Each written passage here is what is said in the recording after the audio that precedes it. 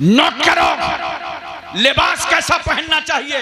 कल तुमसे कोई तुम्हारे इलाके में पूछे गए थे जोगिया शरीफ क्या लेके आए हो, तो बता देना सुन्नते मुस्तफा लेके आए हैं, बता देना रसूलुल्लाह का तरीका लेकर के आए हैं। कपड़े ऐसे पहनो जिसमें तुम्हें तहारत में आसानी हो, कपड़े ऐसे पहनो जिसमें तुम्हें इबादत में आसानी हो। और बाल ये जो रख रहे हो ना, इसको बदलो। ये क्या कर रहे हो? बाल तीन तरीके के हैं शरीयत में, या तो पूरे बाल कसर करा दो, या ताबगोश या ताबदोश, या तो कान की लौ तक बाल रखो, या तो ये शाने तक बाल रखो। बकिया तुम किसको देख के ये बाल रखने लगे? मिजाज बदलो, ये झुआ की तरह बाल मत रखो। बाल में भी तुम्हारे सुन्नते मुस्तफा अदा हो। मैं समझता हूं कपड़ा पहने हुए किसी को देख लिया होगा, बाल रखे हुए किसी को देख लिया होगा, तुमने अपना आइडियल बना लिया। मुंबई के अदाकारों को अपना आइडियल मत बनाओ। किसी हीरो को देख करके अपने कपड़े मत पहनो, अपने अंदर तब्दीली हीरो को देखकर मत लाओ। अरे हीरो और बॉम्बे के अदाकारों को वो देखें जिनका कोई आइडियल ना हो।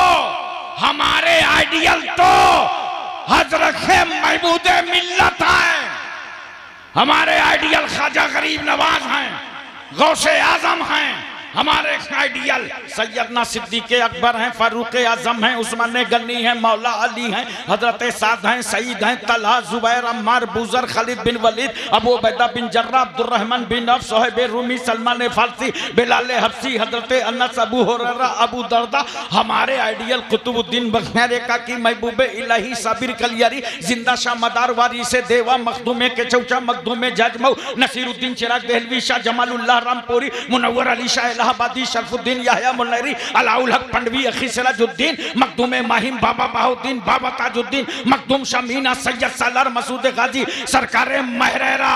हमारे आइडियल ये औलियाए किराम हैं। तुम बंबई के अदाकारों को ना देखो, इन वलियों के किरदारों को देखो।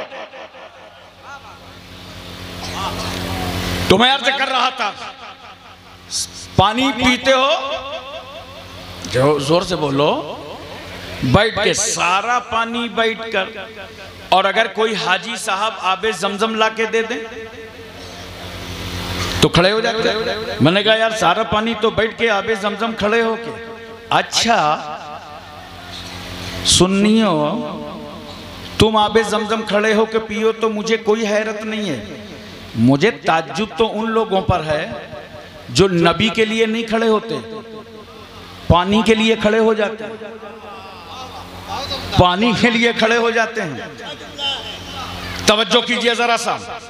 मैंने कहा भाई इस पानी के लिए क्यों खड़े हुए? तो आप कहेंगे ये पानी इस्माइल अलैहिस्सलाम की एड़ी से छू गया है, इस्माइल अलैहिस्सलाम की एड़ी से टच हो गया है, इसलिए इस पानी की हम ताजीम करते हैं। हज करके आप घर वापस आए, दरवाजे पे भीड़ लगने लगी। ये हमारा हिंदुस्तान है, यहाँ हिंदू मुस्लिम सिख ईसाई में आपस में बड़ा प्यार और मोहब्बत है। जब लोग हज करने के लिए जाते हैं और हज करके वापस आते हैं तो इस मुल्क के गैर मुस्लिम कहते हैं अरे भाई फुला साहब पश्चिम गए थे, चलो उनसे मुलाकात करा मैं। बोलो ये माशरा है यहाँ का, ये इंडिया की तहजीब में दाखिल है। सभी लोग जाते हैं। जैसे हाजी साहब ने देखा कि दरवाजे पे भीड़ भाड़ लग रही है, कहा बेटा 5 लीटर पानी हज कमेटी ने अलाउ किया था, इतने में होगा क्या?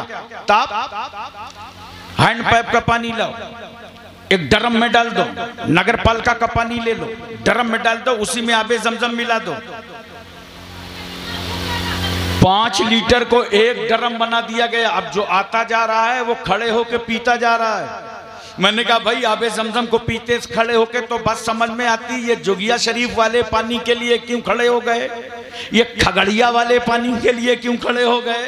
तो आप कहेंगे हजरत ये खगड़िया वाला पानी मक्के वाले पानी से मिल गया है, इसलिए अब इस पानी की भी हम ताजीम कर रहे हैं। तवज्जो चाहता हूं मैं आपकी। क्या बात है? ज़हन हाजिर रखिए जरा सा। एक बात बताओ, वजू करते हो ना? बहुत धीरे से बोलो जी। नमाज पढ़ोगे तब ना वजू करोगे? अब मैं यही तो मुसीबत है, जिन पर नमाज फर्ज है वो पढ़ते नहीं, और जिन पे फर्ज नहीं है वो पढ़वाने निकले हैं। पढ़ो नमाज, पढ़ो नमाज, अल्लाह तुम्हारे रिस्क को कुशादा कर देगा। पढ़ो नमाज, बलाएं टल जाएंगी। पढ़ो नमाज, मुसीबतों का खात्मा होगा। पढ़ो नमाज, परेशानियां दूर भागेंगी। तो नमाज से पहले वजू करते हो, बोलो। अच्छा, अब तो सिस्टम बदला है, पाइप है, टोटी है, पहले लोटा बधना। जैसे ही वजू के लिए आपने लोटा सामने रखा, वजू करके फारिग हुए, जितना पानी बचा क्या करते थे चाचा? बोलो, खड़े होके पी लिया। हमने कहा यार ये खड़े होके क्यों पिया? तो आप यही कहेंगे हजरत ये वजू का बचा हुआ पानी है। मगर मैं आज आपकी अक्लें खोल दूंगा, जिस पानी के लिए आप खड़े हुए हैं ना, ये वजू का पानी नहीं है। इसलिए कि अगर वजू का होता तो बह गया होता। हाथ धोया कंट्रोल से बाहर, चेहरा धोया कब्जे से बाहर, पैर धोया गिरफ्त से बाहर, तो जिससे वजू किया वो तो बह गया, और जो बचा है इससे वजू किया ही नहीं, वरना ये भी बह गया होता। ये तो बचा हुआ है, इसके लिए आप क्यों खड़े हुए? इसके लिए क्यों खड़े हुए? तो याद रखो, इसके लिए इसलिए खड़े हुए कि ये बचा हुआ पानी वजू वाले पानी से छू गया है। अब मुझे मोहब्बत में बताओ, एक पानी वजू के पानी से छू जाए, एक पानी आबे ज़मज़म से मिल जाए, तो उस पानी की इतनी ताजीम हम इसीलिए ताजीम करते हैं सैयदना गौसे आजम की, ख्वाजा गरीब नवाज की, आकाए नक्शबंद की, मौलाए सोहरवर्द की, इसलिए कि इन बुजुर्गों का इश्क इश्के मुस्तफा से मिल गया है, इश्के रसूलुल्लाह से मिल गया। एक बात और मुझे बताओ मोहब्बत के साथ, बोलो। ज़हन हाजिर है ना? पूरी तवज्जो है, दिलो दिमाग मौजूद है? दोस्तों बुजुर्गों, अगर वाकई आप उर्स में आए हैं तो अपने दामनों को भर के जाओ और तय कर लो कि इंशाअल्लाह अब हमारे मोहल्ले में कोई शराब न पीने पाएगा। बोलो, कोई जुआ न खेलने पाएगा, कोई आवारागर्दी और अय्याशी न करने पाएगा। बहुत सारे लोग समझते हैं हमारा बेटा थोड़ी पी रहा है, लेकिन याद रखना कुल्लो राइन मसूल, हर जिम्मेदार से सवाल किया जाएगा। अगर अल्लाह ने थोड़ी जिम्मेदारी भी दी है तो समाज की इस्लाह करो, समाज को सुधारो, महल्ले टोले तुम्हारी आबादियों में कोई शराब न पीने पाए। इसलिए इसी शराब के ताल्लुक से रसूल सल्लल्लाहु अलैहि वसल्लम से लोगों ने पूछा, यसलूनका अनिल खम्र वल मैसिर, ए रसूल ये आपसे सवाल करते हैं पैगंबर, ये जुआ और शराब के बारे में आपसे सवाल करते हैं। कुल फीहिमा इस्मुन कबीरुन, आप कह दीजिए कि इन दोनों में बहुत बड़ा गुनाह है। अगर कभी ये हरकत हुई हो तो आज यहां से तौबा करके जाओ। ये सच्चा उर्स है, ये खानकाह की वफादारी है, ये खानकाह का पैगाम है, ये खानकाह की तालीम है। तौबा करके जाओ। इसलिए कि कोई मुसलमान तो शराब पिएगा नहीं, हराम है, बोलो हराम है ना? कोई मुसलमान नहीं पिएगा। मगर चलिए शराब के ठेके पे हाथ में बोतल होगी, नाम क्या है? मोहम्मद इस्लाम। नाम क्या है? अब्दुल रहमान। अरे नादान, नाम हसन हुसैन रखा, तेरे हाथ में शराब की बोतल। क्या तुझे मौला अली शेर खुदा का बेटा हसन याद नहीं है, जिसने जहर पीकर दीन बचाया?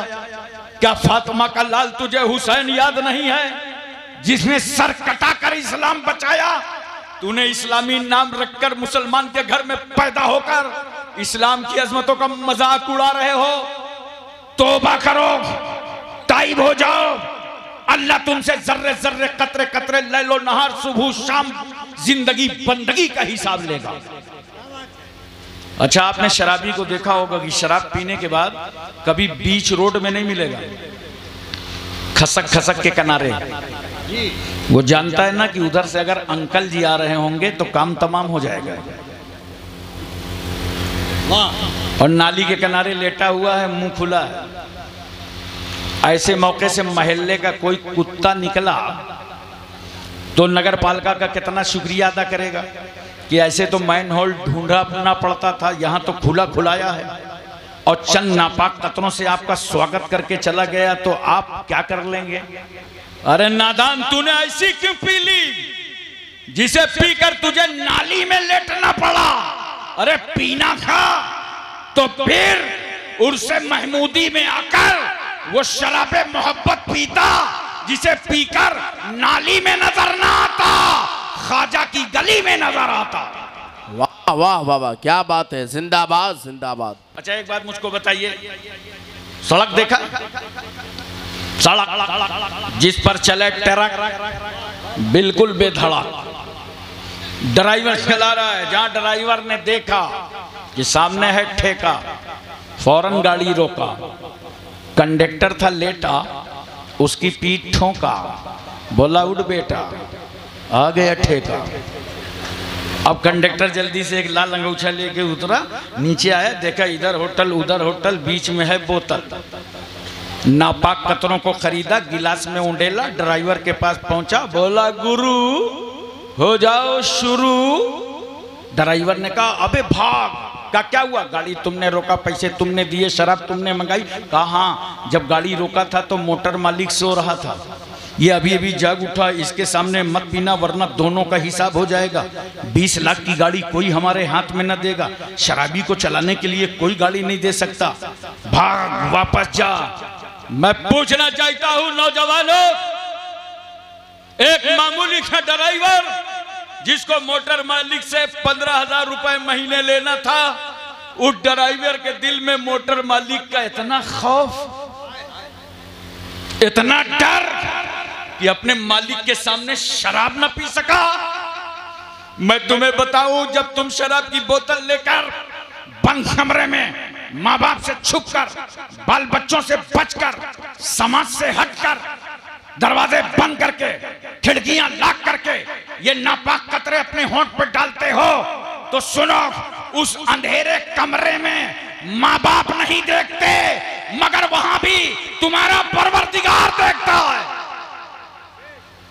तौबा करो। एक बहुत प्यारी बात मुझे याद आ गई, एक शराबी मदीने में शराब पीता। हिंदुस्तान वाले समझ रहे होंगे हम तो इंडिया में, उस्ताद मदीने में।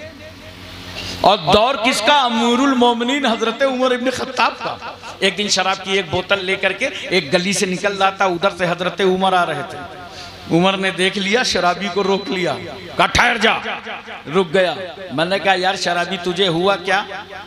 वही गली वही रूट, हजरत उमर से बचने की कोशिश कर रहा है। वो उमर मस्जिद नबवी में खुतबा देते देते जिनकी नजरों से सारिया का लश्कर न बचा हो, तो उसी रास्ते से बच रहा है। रुक गया। हजरत उमर फरमाते हैं ये बाजू में क्या है? कहा कुछ नहीं। कहा कुछ नहीं तो छुपाया क्यों? तेरे चेहरे की परेशानी तो कुछ और बता रही है। चोर का दिल कितना? अरे बोलो ना यार, कुछ तो बोलो। छोटा सा आप लोगों को कैसे मालूम? सुना होगा महल्ले टोले में, चोर का दिल छोटा सा। असल में ऐसा होता है कि अंदर जो जराइम होते हैं उनका इजहार चेहरे से होता। अगर अंदर आपने कुछ करतूत कर रखे हैं तो चेहरे से जाहिर, और अगर नेकियां कर रखी हैं वो भी चेहरे से जाहिर। तो लिए था शराब, अब उसका चेहरा बदल रहा था। जैसे टिकट लेके सफर करो ट्रेन में, कभी ना पकड़े जाओगे, और बगैर टिकट बैठ जाओ, टीटी तुम्ही से पूछेगा। उसमें टीटी की गलती नहीं है, तुम्हारी टिकट लिया नहीं है, दबे कुचले बैठे हो। जैसे कोई काला कोट वाला नजर आया, तुमने यूं निगाह डाला, वो वहीं से समझ गया कि मेरा कस्टमर तो आगे बैठा है, क्योंकि अंदर तुमने टिकट नहीं लिया था। उसकी कैफियत चेहरे से जाहिर हो रही थी। तो लिए था शराब, हजरत उमर से पूछ, हजरत उमर कहते हैं क्या है? पहले कहता है कुछ नहीं, बाद में कहता है दूध है। फारूक आजम फरमाते हैं दूध है तो छुपाया क्यों? ढक्कन खोल। अब ढक्कन में हाथ तो रखे, एक तो चोरी, दूसरे सीना जोरी। वो उमर जो अपने दौर में शराब पीने न देते हो, रंगे हाथ पकड़ेंगे तो छोड़ेंगे कैसे? हजरत उमर कहते हैं देर मत कर, ढक्कन खोल। नौजवानों, आज इस खानका से तौबा करके जाओ, अहद करके जाओ, पैगाम लेकर के जाओ कि इंशाअल्लाह कल से हमसे कोई गुनाह ना होगा। देखो जरा क्या शराबी समझ गया सारे दरवाजे बंद हो सकते हैं दुनिया में, जेल का दरवाजा बंद हो सकता है जमानत ना हो, तुम्हारे घर का दरवाजा बंद हो सकता है, तुम्हारे इलाके का दरवाजा बंद हो सकता है, तुम्हारा खानदान और समाज तुम पे अपना दरवाजा बंद कर दे, मगर तौबा का दरवाजा खुला है। शराबी ने देखा सारे रास्ते बंद, तौबा का दरवाजा खुला है। अब तौबा के लिए अपना दिल झुका दिया, चेहरा उमर के सामने, वजूद उमर के सामने, दिल खुदा की बारगाह में झुका दिया और रो पड़ा, मेरे मौला जो मैंने गुनाह किया है वो तुझे मालूम है, जो गुनाह करने का इरादा है वो मालूम है, अल्लाह जो गुनाह कर चुका वो तू जानता है, जो कर सकूंगा वो तुझे मालूम है, अल्लाह तुझे जर्रे जर्रे कतरे कतरे का इल्म है मेरे मौला, मगर आज मैं तेरी बारगाह में सच्चे दिल से तौबा करता हूँ, कल के मौला ये शराब के नापाक कतरे जुबान पर न रखूंगा, अल्लाह तौबा, मौला तौबा, मेरी तौबा कबूल कर ले और उमर के सामने जलील होने से बचा ले, उमर के सामने रुस्वा होने से बचा ले। वो तौबा करता है वो शराबी, याद रखना खुदा की रहमत बंदे को कभी अकेला नहीं छोड़ती और गिरने से पहले अल्लाह बंदे को उठा लेता है, और जो मुश्किलें तुम्हारे साथ आती हैं उनके साथ अल्लाह तुम्हारे उन मुश्किलों का हल भी भेज देता है। तौबा कर रहा है, हजरत उमर कह रहे हैं देर मत कर, ढक्कन खोल। आखिरकार शराबी ने ढक्कन खोल दिया तो सिर्फ शराबी नहीं, हजरत उमर देख रहे हैं कि बोतल में शराब नहीं है, इसमें तो ताजा दूध नजर आ रहा है, ताजा दूध नजर आ रहा है। दूध देखा, और हम जैसे लोग हो तो मुतमईन हो जाए, वो फारूक आजम जो गैबदान नबी की सोहबत में रहे हों, वो कहते हैं सच बता वाकया क्या है। बोला हुजूर दूध था, दूध है। पहले तो डरा नहीं था जब सफेद झूठ बोल रहा था, अब तो डिग्री ही उसके हक में हो गई थी। हजरत उमर फरमाते हैं सच्चाई की राह बता। कहा हजरत जो माल है सामने है। हजरत उमर ने जब और दबाव डाला तो शराबी ने सोचा लाओ बता दे कि शराब लेके चला था, अब मेरा बिगड़ेगा क्या, केस मेरे हक में फाइनल है। बताना चाहता था कि अमीरुल मोमिनीन में शराब लेके चला था, जुबान पर जुमले आ गए, इतने में अल्लाह ने फारूक आजम को इल्हाम फरमा दिया, उमर बंदे मारा रुसवा मकुन, उमर मेरे बंदे को रुसवा मत करो, जलील मत करो। जहां हम जब्बार और कहार हैं वहीं हम सत्तारुल उजूब हैं, ऐबों को हम ही छुपाते हैं और गुनाहों को हम ही बख्श देते हैं। अगरचे ये शराब के कतरे लेके चला था, मगर अल्लाह की बारगाह में इतना रोया कि मैंने इस शराब को दूध से बदल डाला। दोस्तों बुजुर्गों, गुनाह होते रहते हैं, हुए होंगे, लेकिन अहद करो इन खानकाहों में आकर, तौबा करो। नौजवानों अपनी इस्लाह करो, आज जरूरत है तुम्हें एक सच्चा मुसलमान बनने की, वरना शराब की तरफ तुम्हारी तवज्जो, जुआ तुम खेलो। एक साहब तो मुझे बता रहे थे कि हजरत जुआ में अब कोई परेशानी नहीं रह गई खेलने में। मैंने कहा कैसे? कहा बड़ी आसानी से जुआ खेल लेते हैं। कहा अपने पैर का जूता निकाला, ऊपर फेंका, कहा ये चट लोगे कि पट लोगे, 2 मिनट में फैसला हो जाता है। ये क्या है यार, तुम मुसलमान हो, देखो अपने को समझो। तो दुनिया को तुम राह दिखाने आए थे, तो दुनिया के लिए हिदायतों के चिराग लेकर के आए थे। लफ्ज मुसलमान के साथ शराब नहीं जुड़ी होनी चाहिए, जुआ नहीं होना चाहिए, रेपकारियां नहीं होनी चाहिए, चोरी और सूद नहीं होना चाहिए, सब इस्लाम हराम करता है। मैं ग्वालियर जा रहा था हलीम भाई, और शंकरगढ़ मुझे जाना था। झांसी से ट्रेन में बैठा, 4 बच्चे आए मेरे सामने की बर्थ में बैठ गए। कम से कम 30 साल पहले की बात बता रहा हूं। और सामने उन्होंने थोड़ी देर के बाद इतनी मोटी गड्डी निकाला, फटाफट निकाला, बांटा, और थोड़ा शोर मचा। 10-10 रुपया सबने जेब से निकाले, 40 रुपया एक ने घसीट के रख लिए। और मैं बड़े गौर से देख रहा था। मैंने कहा यार इतना इजी बिजनेस, मिनटों में 40 रुपए आ गए। यहां तो रसीद काटने के बाद भी पैसा नहीं मिलता, लोग उधार कटा लेते हैं। आप गौर सुने जरा सा। ग्वालियर करीब आया, उन बच्चों से मैंने पूछा कि मुझे शंकरपुर जाना है। तो लड़के कहते हैं क्या हजरत आप जलसे में जा रहे हैं क्या? तो मैंने कहा हाँ हाँ भाई मैं जलसे में जा रहा हूं। कहा जलसा तो हम ही लोग करा रहे हैं। मैंने कहा क्यों, तुम मुसलमान हो क्या?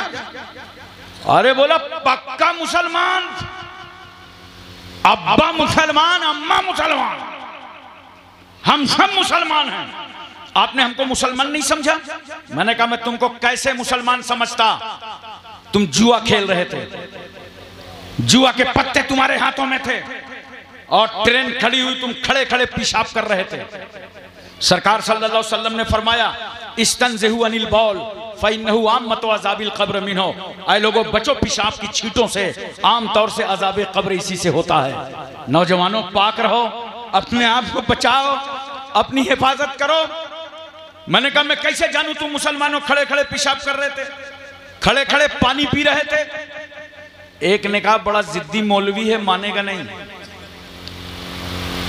मैं पहुंच गया अपनी कयाम गाह में। थोड़ी देर के बाद नहा धो के चारों लड़के आए, बढ़िया कुर्ता पैजामा, जालीदार टोपी और मजमुआ अतर लगा के मेरे रूम में आए। कहा हजरत अस्सलाम वालेकुम। मैंने कहा वालेकुम अस्सलाम। कहा पहचाना? मैंने कहा नहीं। कहा वही मुसलमान हैं जो ट्रेन में मिले थे, आप पहचानने को तैयार नहीं। अबे मैंने कहा बच्चों को बड़े प्यार से समझाया जिस तरह मैं आपको समझा रहा हूं। मैंने कहा बच्चों बैठ जाओ, याद रखो इस्लाम तारुफ कराने की चीज नहीं है कि तुम बताओ कि मैं मुसलमान हूं। यह बताने की चीज नहीं है कि मैं मुसलमान हूं। इस्लाम तारुफ कराने की चीज नहीं है। इस्लाम अपनी जात में दिखाने की चीज है। तेरा नूरानी चेहरा बताए कि तू मुसलमान है, चेहरे की दाढ़ी बोले तू मुसलमान है, जिंदाबाद, टोपी बोले कि तू मुसलमान है। जब तू चल रहा हो तो निगाह झुकी हो, दुनिया समझ जाए मुसलमान जा रहा है। हाय हाय हाय हाय, वाह वाह वाह। बोलो स्पेन का वो चौराहा, तारीख साज चौराहा मुझे याद है, वहां से एक पादरी गुजर रहा था। तो पादरी ने देखा, लोगों से पूछा भाई ये भीड़ क्यों लगी है? कहा यहां से एक 80 साल का बूढ़ा शख्स गुजर रहा था और रोड में, बीच रोड में एक पत्थर पड़ा था, उस पत्थर से वो टकरा गया। बुढ़ापे का आलम था, गशी तारी हुई, वो तो मर गया। कहा पत्थर से टकरा के मर गया? कहा अगर इजाजत दे दो तो मरने वाले की लाश मैं भी देख लूं। पादरी जब मरने वाले की लाश पर पहुंचा तो वो रो पड़ा, उसकी आंखें आंसू बह निकले। लोगों ने कहा क्यों रो रहे हो, क्या रिश्तेदार है, अजीजदार है? कहा नहीं, न रिश्तेदार है न अजीजदार है। कहा फिर रो क्यों रहे हो? कहा रो इसलिए रहा हूं कि मरने वाले, अफसोस तू पत्थर से टकरा के मर गया। ऐसा लगता है इस रास्ते से कोई मुसलमान नहीं गुजरा। का क्यों मुसलमान गुजरा होता तो क्या मलकुल मौत का रास्ता रोक लेता? का मलकुल मौत का रास्ता तो ना रोकता, मगर मुसलमान की शान ये है कि अगर इस रास्ते से निकला होता तो बीच रास्ते में जो पत्थर पड़ा था उसे उठा के वो किनारे कर देता। वाह वाह वाह वाह, जिंदाबाद जिंदाबाद, वाह शान पैदा करो मुसलमानों अपने अंदर। किसी का एक्सीडेंट हो जाए उसके काम आओ, मोहल्ले में कोई बेवा हो उसकी खिदमत करो, किसी के बच्चे यतीम हो उनकी पढ़ाई का इंतजाम करो, कोई बीमार हो हॉस्पिटल में उसे दवाई पहुंचाओ, उसे फल फ्रूट पहुंचाओ। तुम असली इस्लाम अपने नजरों के सामने देख भी सकते हो और दुनिया को दिखा भी सकते हो। एक सच्चे मुसलमान बनाकर जिंदगी गुजारो। देखो कितनी इस्लाम ने बरकतें रखी हैं। मैं एक बात और तुमसे बताता हूं, सूद हराम है कि नहीं हराम है? बोलो, अरे जोर से बोलो। हराम तो है, ये तो आपने उलमा से सुना होगा, जुमा में सुना होगा, इन बुजुर्गों से सुना होगा, लेकिन इसकी कभी वजह समझा कि क्यों हराम है? हराम होने की इल्लत क्या है समझा कभी? देखो सूद इसलिए हराम है, अल्लाह फरमाता है कि बै हलाल है, वहर्रमर रिबा, और सूद हराम है। सूद को अल्लाह ने हराम क्यों किया? नोट करो, जैसे कोई परेशान हाल आदमी आपके पास आ जाए और कहे भाई 10,000 रुपया महीना, 10,000 रुपया दे दो, बहुत परेशान हूं, लड़की की शादी करना है, घर में सामान नहीं है, खरीदना है। आपने कहा भाई 10,000 दे तो देंगे, लेकिन इसमें सूद कितना दोगे? उसने कहा भाई 500 रुपए महीने ले लेना। चालू हो गया काम। 500 रुपए महीना, 1 साल का कितना बनेगा? अरे बोलो। देखो माशाअल्लाह पब्लिक पढ़ी लिखी है, कितनी जल्दी जोड़ दिया। 6000 बना और रकम तुम्हारी सेफ है, रकम अपनी जगह 6000 मिल गए। नोट करो। अब सिर्फ इतना बताओ, जब तुम एक मुसलमान हो तो उर्स महमूदी में आओगे, उर्स गरीब नवाज में जाओगे, उर्स आला हजरत में जाओगे, उर्स मखदूम अशरफ शमनानी में जाओगे, जुमा में जाओगे, ईद बकरीद जाओगे, तन्हाइयों में दुआ करोगे, मुसल्ला बिछाओगे, सारी दुआ करोगे, पूरी कौम के लिए दुआ, पूरी मिल्लत के लिए दुआ, पूरी उम्मत के लिए दुआ, खानदान और रिश्तेदारों के लिए दुआ। मगर जब उसका ख्याल आएगा जो तुमसे 10,000 रुपए ले गया है सूद में, 500 रुपया महीना तुम्हें वापस करता है, जब उसका ख्याल आएगा तो क्या उसके लिए दुआ करोगे? या अल्लाह वो बहुत परेशान है, सूद में पैसा ले गया है, मौला उसे खुशहाल कर दे। कभी दुआ करोगे अपने भाई के लिए? दुआ नहीं करोगे, दिल ही दिल में ख्याल करोगे, या अल्लाह कस्टमर अच्छा है, 2-4 10 और ऐसे मिल जाते तो काम चल जाता। बोलो। तो जब तुम अपने भाई के लिए दुआ नहीं करोगे, यहीं से मैं तवज्जो चाहता हूं, अपने भाई के लिए दुआ नहीं करोगे तो इंसानियत खत्म हो जाएगी, मानवता के टुकड़े हो जाएंगे, बशरियत रेजा रेजा हो जाएगी, आपस का प्यार खत्म हो जाएगा। इसीलिए अल्लाह ने सूद को हराम फरमा दिया ताकि ये बंदों के अंदर खैर खाही का जज्बा बरकरार रहे। और एक बात और सुनिए बड़े प्यार से, मैं हिंदुस्तान के बिरादरान वतन को बताना चाहता हूं कि ये जो सूद अल्लाह ने हराम किया है तो मुतलक इसको हराम फरमाया है। जिस तरह एक मुसलमान से सूद लेना हराम है, उसी तरह एक गैर मुस्लिम से सूद लेना हराम। बोलो। अरे इस्लाम समझाओ लोगों को, इस्लाम बताओ लोगों को, कितना पाकीज़ा और मुहज्जब इस्लाम है, कैसा पूरे वर्ल्ड की दुनिया के लिए कानून लेकर के इस्लाम आया है। जैसे मुसलमान से सूद हराम है, वैसे ही गैर मुस्लिम से भी सूद लेना हराम। यह है इस्लाम प्यारे, इस इस्लाम को समझो। इसी तरीके से एक बात मैं और आपको बताना चाहता हूं और मोहब्बत से आपको समझाना चाहता हूं। देखो, जैसे रेप हराम है, बोलो, जिना हराम है ना। कभी किसी से किसी तरह का गुनाह हुआ हो, तौबा करके जाओ, इन शेख की बारगाह में, बुजुर्गों की बारगाह में तौबा कर लो, तौबा का दरवाजा खुला है, गुनाहों पे अड़े मत रहो। अगर रूह निकल गई, मर के चले गए, तो जानते हो ये गुनाह जब आदमी करता है, रेप का गुनाह जब करता है ना, तो उस वक्त ईमान इंसान के अंदर मौजूद नहीं रहता, ईमान निकल करके ऊपर आ जाता है। अल्लाह अकबर। ईमान निकल करके ऊपर आ जाता है। अगर उसी हालत में मौत हो गई तो कुफ्र में भी मौत हो सकती है। जरा तवज्जो कीजिए, बचाओ अपने को गुनाहों से मुसलमानों, बचाओ अपने को खताओं से। सरकार सल्लल्लाहु अलैहि वसल्लम के ज़माने अक़दस में एक वाक़या इसी तरह का पेश आया, और भी वाक़या आए। एक वाक़या आया जो इकरारी मुजरिम थे माइज, और सरकार की बारगाह में आए, कहा या रसूलल्लाह, पैगंबर सल्लल्लाहु अलैहि वसल्लम, मुझसे ये गुनाह हो गया है, मुझे पाक कर दिया जाए। बोलो सुभान अल्लाह, जरा प्यार से बोलो सुभान अल्लाह। या रसूलल्लाह मुझे पाक कर दिया जाए। कोई और होता तो क्या कहता, जाने दो मेरी उम्मत में हो, जाने दो अपनी ही पार्टी के आदमी हो, दुनिया का रहनुमा यही कहता। मगर मेरा रसूल कैसा कानून लाया है, नबी फरमाते हैं हाँ हाँ पाक किया जाएगा तुमको। और कुरान क्या कहता है, सुनो मुसलमानों, आयत करीमा का मफहूम है, अल्लाह फरमाता है लोगों, जब अपनी जानों पर तुम जुल्म कर लो तो मेरे महबूब की बारगाह में आ जाओ। बोलो सुभान अल्लाह। मेरे महबूब की बारगाह में आओ तो मुझे बख्शने वाला मेहरबान पाओ। जरा तवज्जो कीजिए और अपने जहन पर इस बात को उतारने की कोशिश कीजिए। मैं अर्ज कर रहा था, उन्होंने आके कहा या रसूल अल्लाह मुझे पाक कर दिया जाए। सरकार सल्लल्लाहु अलैहि वसल्लम ने फरमाया नहीं, तुम्हें सजा मिलेगी। देखो, अगर बगैर शादीशुदा ये गुनाह करते हैं तो उनको 100 कोड़े मारे जाएंगे, ये इस्लाम का कानून है। और अगर शादीशुदा लोग ये काम करते हैं तो उनको इतने पत्थर मारे जाएंगे, रज्म किया जाएगा कि वो मर जाएंगे। अब मैं आपको बताना चाहता हूं, हुक्म दे दिया गया शरीयत की रोशनी में कि इन पर पत्थर मारे जाएं, संगबारी की जाए। माइस को खड़ा कर दिया गया, पत्थर चलने लगे, पत्थर पड़ने लगे।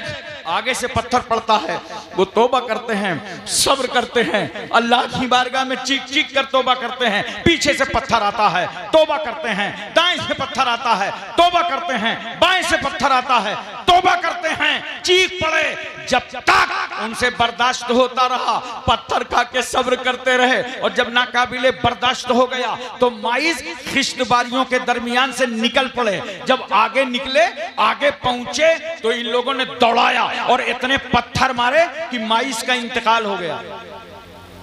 इस वाक्य की खबर जब रसूल सल्लल्लाहु अलैहि वसल्लम तक पहुंची तो सरकार ने इरशाद फरमाया, ऐ लोगों, जब माइस तुम्हारे दरमियान से भागे थे तो तुम्हें छोड़ देना था, इसलिए कि माइस ने ऐसी तौबा कर ली थी कि अगर उस तौबा को शहर के तमाम गुनहगारों पर बांटा जाता तो सबके लिए काफी हो जाता। इसलिए तौबा करने वालों को अल्लाह पसंद करता है। तौबा करते रहो अपने खताओं से। एक आखिरी बात सुनो बहुत मोहब्बत के साथ, ये वो सब खानकाह का पैगाम दिया मैंने जो उर्स में एक जरूरत है।